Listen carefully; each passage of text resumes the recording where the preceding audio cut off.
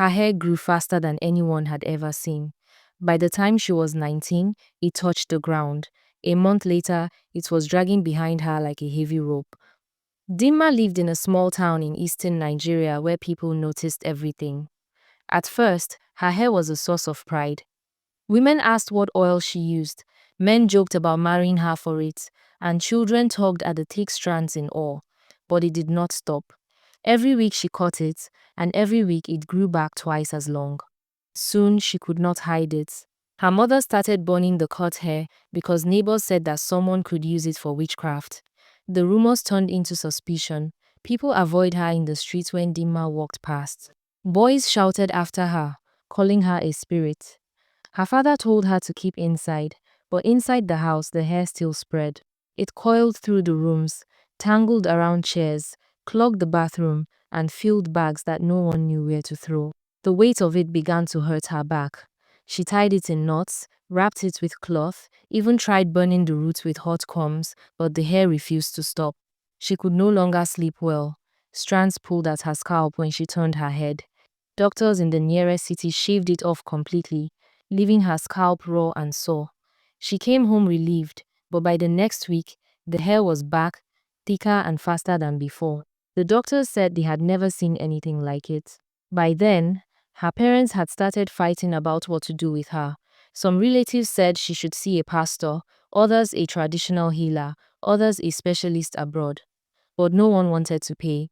Everyone wanted her hidden. So she stayed in her room, trapped by something that looked beautiful from the outside, but was slowly breaking her body.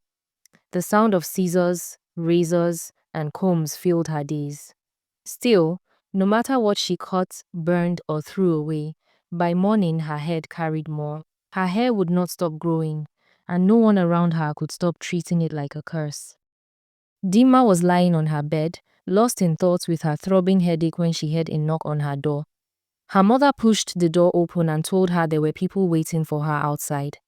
Dimma forced herself up, dragging the heavy strands with her. When she stepped outside, she saw a strange man and woman. They looked like the kind of people she only saw on television. Both dressed in sharp suits, their faces unreadable. The woman held a black folder in her hand, and the man gave her a polite bow. The woman opened the folder and flipped it around. Inside was a picture of Dimma, a picture of her walking in the market. She had never posed for it. She had never even seen it. "This is you," the woman said flatly. "The world has already seen it too." The man's voice was calm, too calm.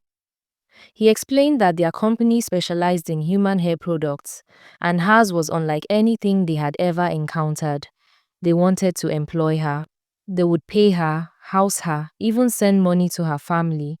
But most importantly, they claimed they could one day cure her. At the word cure, Dimma's mother paid more attention. She turned to her daughter with eyes full of hope. Finally, someone was offering a way out of the nightmare. But Dimma didn't trust it. She shook her head, clutching her hair like it was a chain. "I just want it gone," she whispered. "All of it gone." The woman smiled politely, but her eyes stayed sharp. "Yes, we understand. There is a solution. But it can only be done after a contract with us. 2 years. In the meantime, you will live in comfort. We will handle the hair, and when your time is complete, you will be cured." Her father came out then, listening to every word. He heard the money. He heard the promise of a cure. He told her this was her chance. He told her to sign. Dimma refused to sign at first and asked to hear from a doctor directly. The company agreed, arranged her visa, and flew her to China. At the hospital, doctors confirmed there was a cure, rare but possible, and gave her drugs to ease the headaches until the 2 years were over. That assurance was enough, and she finally signed the contract. Life changed quickly. She was given a luxury apartment, money was sent to her parents, and every week workers came to cut her hair, carrying away bundles that became profit for the company. Dimma was rich and well cared for, but the hair kept growing and the pain never left. As the months passed, the medication grew weaker. The headaches returned stronger than before, and each night she lay awake, clutching her head, waiting for the contract to end.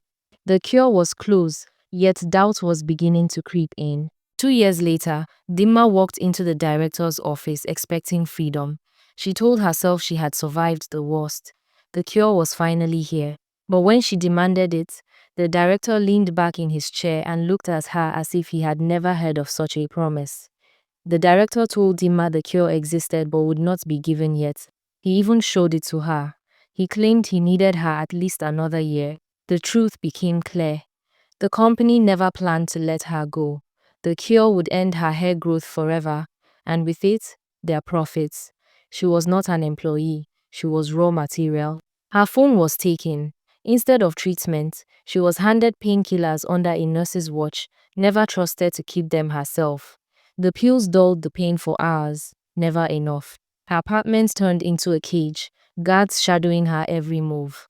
Workers still came weekly to cut her hair, hauling away crates heavier each time. She knew they were shipping her freedom piece by piece. Her health collapsed. The headaches grew unbearable. Soon she was transferred to a private ward in the hospital, under constant guard. She studied everything. The guard by her door kept his gun low at his hip. The doctor who checked her often carried the cure she had seen before. Dima knew she didn't have a year left. She barely had weeks. One afternoon, after a doctor finished his checks and turned to leave, Dima clutched her head and screamed. The guard rushed closer. With a burst of desperation, she snatched the gun from his hip and pointed it at them both. She forced the doctor and the guard ahead of her, the gun steady in her hand. The secured office was just opposite her ward. Inside, she demanded the cure. The vial was placed in her hands. She drank it carefully, never lowering the weapon. The world spun almost immediately, and she collapsed before she could feel relief. When she opened her eyes again, everything was different. The air was hot, the voices thick with familiar accents. She was no longer in China, she was in Nigeria. The company had sent her back quietly, discarding her once she became useless to them. Her family welcomed her home.